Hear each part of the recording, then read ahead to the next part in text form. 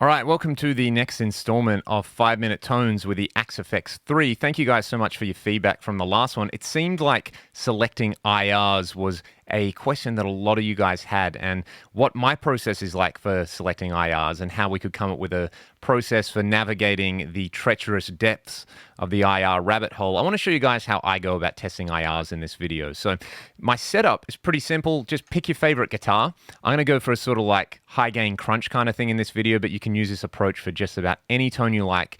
What I do for high gain stuff is I first select the Atomica High model and I leave it at stock settings because it's a really great sounding amp model. I think it sounds really good with just about any IR. Then in the cab block, I will go into the preamp section, set the low cut to 80 Hertz and the high cut to 10K. At the moment, I've got one of my favorite factory IRs, which I've just kind of gone through, and I know I really like the sound of this one, the 4x12 Recto by Justin York at York Audio. And then this is sort of the trick to the whole process, is to use the looper. So I do a few things with the looper. I like to set the record threshold up here because I'm not using a foot controller just at the moment, so that when I start playing, it will start recording. And then in the config of the looper, the second record press feature I set to play, and I turn crossfade on just so the loop will crossfade around. So what we're going to do is just record a quick little riff. So I love the Atomica for sort of chunky, high gain, hard rock, metal kind of stuff. So I'll just play a really quick riff. You press record and then you play the riff, and then we'll come back to it.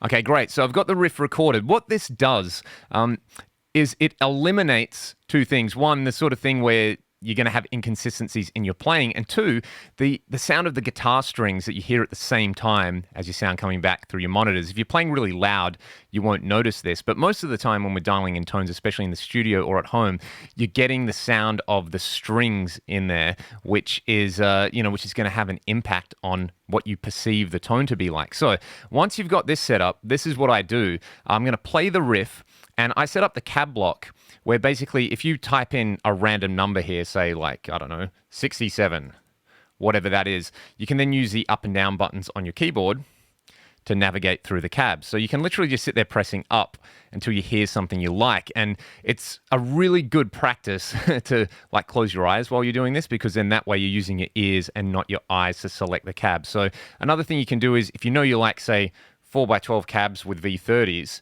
you can sort of navigate through until you see, you can type 412 in there, or you can type in GB if you like greenbacks or whatever, or, V30 if you like V30s, which I do. So you can just basically sit in here, or another trick is to hit the pin button here in the cab block, and then you can just, again, scroll up and down. So I'm going to start the riff, and then I'm going to try this. I'm not going to look until I hear something that I like. So let's do that.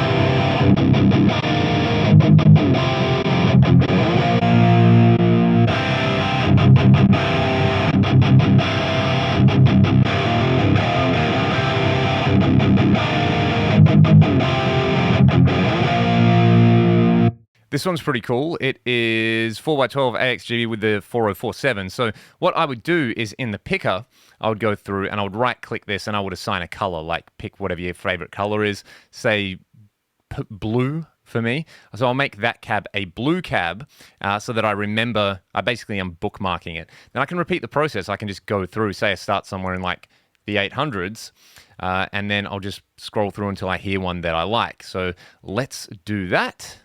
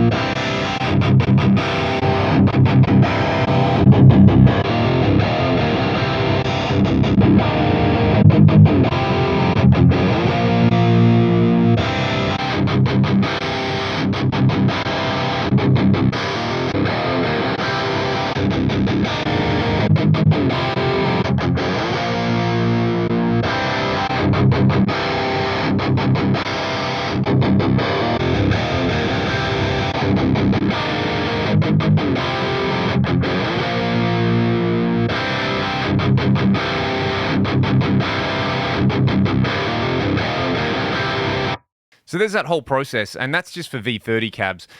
This is based on me knowing that in the past I've liked to record with V30 cabs, knowing that I'm going for a kind of focused high gain sound. So I'm listening out for particular characteristics.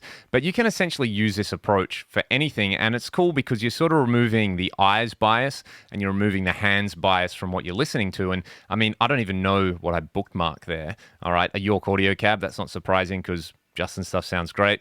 This Recto with a 160 sounded really good. There was the Greenback with a 4047 that I thought sounded really good. And what you'll notice, what I notice anyway, is going back and doing that kind of process. If you sort of listen to like the high end in there, you'll sort of notice that some cabs are either really dull sounding or they have some really harsh stuff in there. So I normally try to avoid that. And if you listen for the low end, I try to avoid anything that's kind of too boomy sounding. So that's basically, I think that's kind of like the most sane way to approach this, because IRs can really, really drive you up the wall trying to, go through a cab pack and select them and stuff like that.